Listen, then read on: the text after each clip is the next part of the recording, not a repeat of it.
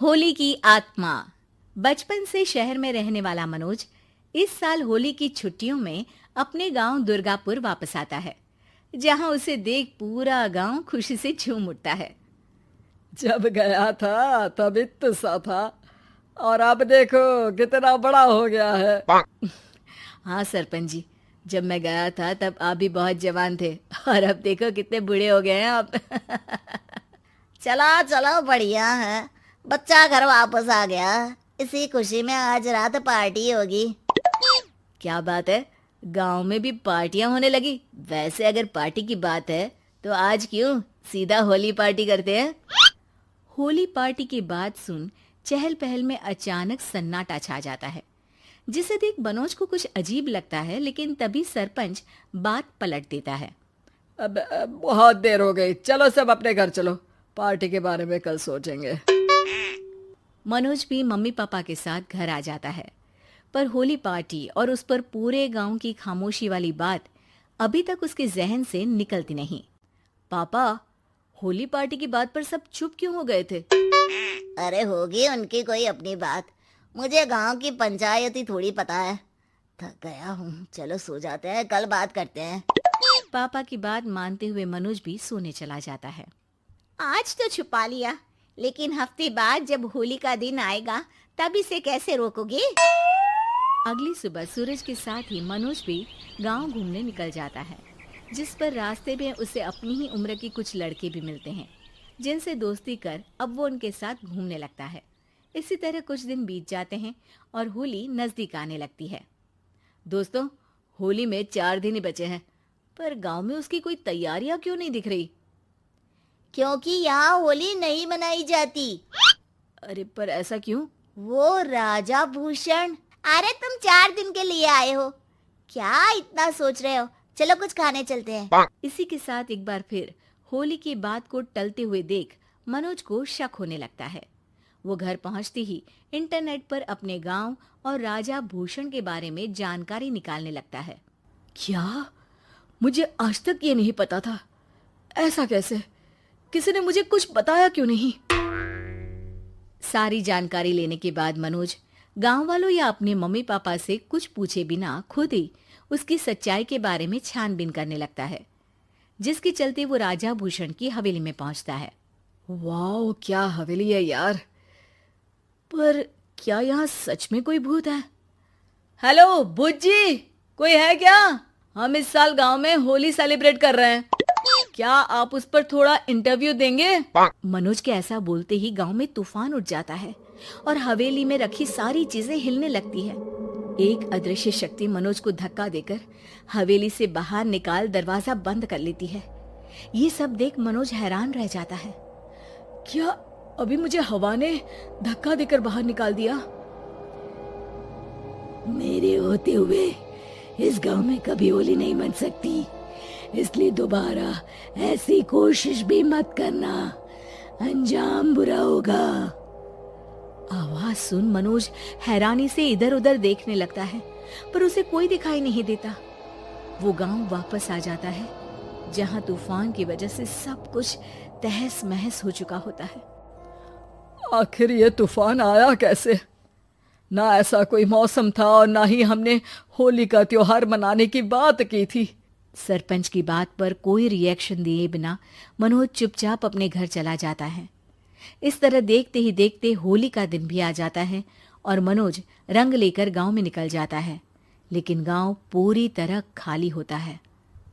अरे त्योहार का दिन है, धूमधाम की जगह मातम क्यों मनाया हुआ है? मनोज की आवाज सुन सब अपने घर की खिड़कियां खोल के घर के अंदर से ही उसे वापस जाने के लिए कहने लगते हैं, पर वो किसी की नहीं सुनता। तुझे पहले भी समझाया था, अगर होली खेलने की कोशिश भी की तो अच्छा नहीं होगा। अरे बात मान लो बेटा, तुम्हें सच नहीं पता। मुझे सब पता है।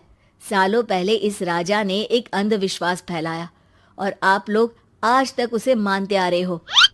अरे बेटा, जब तुम पैदा भी नहीं हुए थे उससे भी बहुत पहले से इस गांव पर होली का श्राप है। अगर गांव में होली का त्योहार मनाया जाता है तो प्रलय आना पक्की बात होती है। राजा भूषण इस सब में नहीं मानते थे और त्योहार मनाने लगे, जिसके चलते होली वाले ही दिन पहले उनके बेटे की और फिर उनकी मृत्यु हो गई। तभी से गांव की रक्षा के लिए उनकी आत्मा उस हवेली में रह रही है। सबकी बातें सुन मनोज उलझन में पड़ जाता है। सोचना भी मत मनोज, अगर तुमने इस परंपरा को तोड़ने की कोशिश भी की तो उसका परिणाम इस गांव और गांव के लोगों के लिए अच्छा नहीं होगा। मुझे भी यकीन नहीं हो रहा कि आप लोग एक बेतुकी बात को मानकर सालों से रंगों के त्योहार को मातम की तरह मनाते आ रहे हो। मनोज किसी की कोई बात ना मानते हुए पूरे गांव में रंग बिखेर देता है, जिसके तुरंत बाद वहां तूफान के साथ बिजलियां गरजने लगती है। अचानक मौसम में ऐसा बदलाव देख जहां मनोज कंफ्यूजन में आ जाता है, वहीं गांव वाले डर से सहम जाते हैं।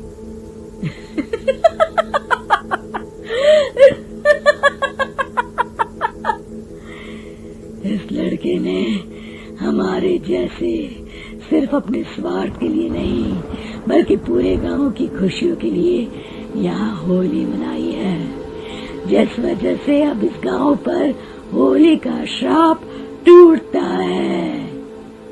ऐसा बोलकर राजा का भूत वहां से गायब हो जाता है, जिसके बाद गांव के लोग धूमधाम से होली मनाते हैं।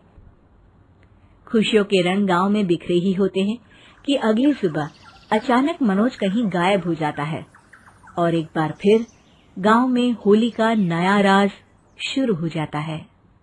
आय बेचारी बहू। सरिता की शादी एक अच्छे परिवार में हुई है। उसका पति रोहन उसे बहुत प्यार करता है। घर में उसकी सास शांति और ननद मीनाक्षी भी है, जो सरिता के किसी काम में दखल अंदाजी नहीं करती। लेकिन फिर भी सरिता को ऐसा लगता है कि दुनिया की सबसे ज्यादा बेचारी बहू वही है और सबसे ज्यादा अत्याचार उसी पर हो रहा है। माँ जी, ये लीजिए आपकी चाय। अरे बहू, तूने इतनी ज्यादा चीनी क्यों डाल दी चाय में? हाय हाय माँ जी, मैंने तो उतनी ही मीठी बनाई है जितनी मीठी आपको पसंद है। माँ जी, आपको तो मेरे हाथ की चाय अच्छी ही नहीं लगती। जब देखो कुछ न कुछ कमी निकाल ही देती हो। अरे बहू, तू एक बात के पीछे ही पड़ जाती है। मैंने ऐसा कब कहा कि तू रोज चाय खराब बनाती है? सरिता अपने कमरे में चली जाती है और फोन उठाकर अपनी माँ से बात करती है। हेलो माँ, कैसी हो आप? क्या कर रही हो? मैं तो ठीक हूँ, पर तू बता, तेरा मूड कैसा है? तेरी आवाज से लग रहा है कि कुछ तो हुआ है तेरे ससुराल में। अरे क्या बताऊं माँ, यहाँ तो हर समय मेरे साथ बहुत बुरा व्यवहार होता है। मैंने अपनी सास के लिए इतनी अच्छी चाय बनाई, लेकिन मेरी सास चाय पीते ही मुझे 4 बातें सुना दी। बेटी, तू इतनी छोटी छोटी बातों पर ध्यान ही क्यों देती हो? तुम्हारी सास ने कुछ बोल भी दिया तो क्या हो गया, वो बड़ी है ना तुझसे। माँ ने इतना समझाया, लेकिन इस बात का सरिता पर कोई असर नहीं हुआ। अपनी बेचारी बहू की छवि वो बदलना ही नहीं चाहती। अगली सुबह सब नाश्ते की टेबल पर बैठकर नाश्ता कर रहे थे, तभी सरिता ने अपने पति से कहा, सुनिए जी, मुझे ना आज बाजार से कुछ सामान लेकर आना है। आज आप ऑफिस से आने के बाद मुझे लेकर चलना ना। भाभी, मुझे भी कुछ किताबें खरीदनी है। आप दोनों जा ही रहे हो तो मेरी किताबें भी ले आना। लो, अभी तो बात ही की है बाजार जाने की, तो एक फरमाइश आ गई। माँ जी, आप भी बता दो कुछ, और हाँ, मोहल्ले वालों से भी बोल दो अगर वो कुछ मंगवाना चाहते हो तो।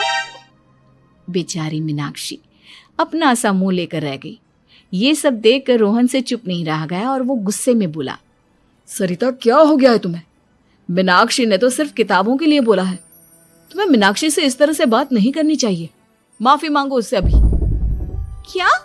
मैं माफी मांगू? दिन भर आपके घर के काम करूं मैं, आपकी और आपके घर वालों की बातें सुनूं मैं, और अब माफी भी मैं मांगू? ऐसा कभी नहीं हो सकता। ये बोलकर सरिता वहां से चली जाती है। एक दिन उनकी पड़ोसन घर आती है। अरे सरिता, क्या कर रही है? और क्या करूंगी भाभी जी, बस घर का काम ही कर रही हूँ। आप बताओ कैसे आना हुआ? अरे मैं तो तुम्हारा हालचाल पूछने आई थी। लेकिन तुम तो बिजी लग रही हो। कोई बात नहीं, मैं बाद में आ जाऊंगी। और क्या करूं भाभी जी, जब से शादी होकर आई हूं ना, बस काम ही कर रही हूँ। और इस घर में ना कोई मेरी कदर नहीं करता। पति है जो बस घर से ऑफिस, ऑफिस से घर। ननद को तो कॉलेज से फुर्सत नहीं। बची सास तो उनका सारा समय मेरी गलतियां निकालने में लग जाता है। अरे ये क्या कह रही हो सरिता? तुम्हारी सास तो पूरे मोहल्ले में तुम्हारी तारीफ करती फिरती है कि तुम बहुत अच्छी हो, पूरा घर तुम्ही ने संभाल रखा है। हाँ तो क्या हुआ, इसमें गलत क्या कहती हैं? सच्ची तो कहती हैं। मेरी मर्जी के बिना इस घर का पत्ता भी नहीं हिलता। शाम को जब रोहन घर आया तो उसने सबसे कहा, कल हम सबको मौसी जी के घर जाना है, उनकी बेटी की शादी है। सब अपनी अपनी पैकिंग कर लो, सुबह होते ही निकल जाएंगे। और सरिता तुम कान खोलकर सुन लो, वहां जाकर किसी की बुराई भलाई शुरू मत कर देना, नहीं तो मुझसे बुरा कोई नहीं होगा। हाय हाय जी, आप तो ऐसे कह रहे हो जैसे मैं सुबह शाम सबकी बुराई करती फिरती हूँ। आज तक कोई कह नहीं सकता कि मैंने किसी की पीठ पीछे किसी के बारे में कोई बुरी बात बोली हो तो। अरे बस बहू, बात को और ज्यादा आगे मत बढ़ा। हमें सब पता है तो हमारे साथ क्या व्यवहार करती है। ये बात घर तक रखना, शादी में किसी को कुछ मत बोलना, नहीं तो सब कहेंगे कि शांति की बहू कितना बोलती है। हाँ हाँ, सब कुछ तो मैं ही बोलती हूँ ना। आप लोग तो हर समय फूलों की बारिश करते रहते हो मेरे ऊपर। सारी गलती मेरी है जो मैं इस घर में आई, सबका कितना ध्यान रखती हूँ, लेकिन फिर भी मेरी तो आप लोगों की नजर में कोई कदर ही नहीं है। अगली सुबह सब लोग मौसी जी के घर पर चले जाते हैं। वहां पर शादी का माहौल होता है, सब जगह चहल पहल होती है, बहुत सारे मेहमान आए हैं। सरिता को वहां बहुत अच्छा लग रहा है। वो अपने मन में सोचती है, यहाँ कितना अच्छा लग रहा है, कितनी रौनक है। मैं यहाँ किसी से ज्यादा बात नहीं करूंगी। अगर मेरे मुंह से कुछ ऐसा वैसा निकल गया तो रोहन जी तो मुझसे गुस्सा हो जाएंगी। सरिता ये सब सोच ही रही थी कि वहां रोहन की कजिन साक्षी आ गई और सरिता से बोली, आप सरिता भाभी हो ना? जितना आपके बारे में सुना था, आप तो उससे भी ज्यादा सुंदर हो। हाँ वो तो है, मेरी सुंदरता की तारीफ सब करते हैं। मेरे मायके में तो सब यही बोलते हैं कि रोहन जी की किस्मत बहुत अच्छी है जिन्हें मैं मिली। लेकिन आप कौन है? मैंने आपको पहचाना नहीं। मैं रोहन भैया की कजिन हूँ। आपकी शादी पर नहीं आ पाई थी ना, इसलिए आप मुझसे मिली नहीं कभी।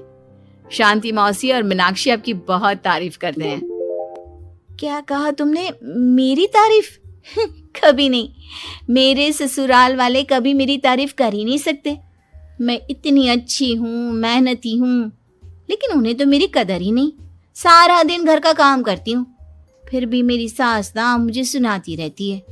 और पति भी मेरी सास की साइड लेते हैं, ना कभी बाहर ले जाते हैं ना कहीं घुमाने। अगर घुमाने के लिए कभी बोल भी देना तो उनकी बहन बीच में आ जाती है। मैं कैसे रह रही हूँ उस घर में, ये मैं ही जानती हूँ। सरिता की ये बातें सुनकर साक्षी को बड़ी हैरानी हुई। अब वो हर किसी के सामने अपनी बढ़ाई और ससुराल वालों की बुराई करने लगी। रोहन और शांति को सरिता पर बहुत गुस्सा आया, लेकिन वो चुप रहे। अगले दिन जब वो अपने घर पर आए, सरिता, तुमने क्यों सबके सामने मेरी इज्जत का तमाशा बनाया? तुमसे बोला था ना कि चुप रहना। अजी ऐसा भी क्या कह दिया मैंने जो इतना भड़क रहे हो? तुम जहां जाती हो अपना रोना शुरू कर देती हो, कभी किसी दूसरे की बात ही नहीं सुनती, बस अपनी कहती रहती हो। तुमने सबके सामने हमारा तमाशा बनाकर रख दिया है। हे भगवान, मुझे अपने पास बुला ले। जिस घर में मेरी कदर ही नहीं, उस घर में मेरा क्या काम? अरे क्या करूंगी मैं यहाँ रहकर? जो भी आता है मुझे सुनाकर चला जाता है। मैं तो किसी से कुछ नहीं कहती। सीधी सादी बहू मिल गई है ना सबको, तो जो जी में आए वो करो। सरिता ने अपने आगे किसी को कुछ बोलने ही नहीं दिया और उस दिन भी उसने सबके सामने खुद को बेचारी बना ही दिया। अगले दिन मीनाक्षी कॉलेज के लिए लेट हो रही थी, इसलिए वो हर काम जल्दी जल्दी कर रही थी। अपना नाश्ता लेने किचन में गई और पतीले में रखे गरम दूध को गिलास में डालने लगी। दूध का पतीला उसके हाथ से छूट गया और गरम गरम दूध उसके हाथ पर गिर गया। ओए माँ, हाय मेरा हाथ, माँ मेरा हाथ जल गया। मीनाक्षी की आवाज सुनकर सरिता दौड़ती हुई आई। ये क्या किया तुमने? तुम्हें नाश्ता चाहिए था तो मुझसे बोल देती, मैं क्या मना कर देती? अब पता नहीं कितने दिन की मुसीबत पाल ली तुमने। सरिता मीनाक्षी को उसके कमरे में ले गई और उसका बहुत ख्याल रखा। उसका इस तरह से ख्याल रखना शांति और रोहन को थोड़ा अजीब लगा। माँ, सरिता के दिमाग का भी कुछ पता नहीं। कल शादी में सबको इतना कुछ बोल कर आई है हमारे बारे में, और अब मीनाक्षी की कितनी अच्छी देखभाल कर रही है। ये ऐसा क्यों करती है? बेटा, तेरी बीवी की ना आदत हो गई है सबके सामने खुद को बेचारी दिखाने की, और आदत इतनी जल्दी नहीं बदलती। जब ये बोलना शुरू करती है तो रुकने का नाम ही नहीं लेती, इसलिए इसे पता ही नहीं चलता कि ये किसके सामने क्या बोली जा रही है। लेकिन दिल की बहुत अच्छी है। हमें भी अपना दिल बड़ा करके ये जैसी है इसे स्वीकार करना चाहिए।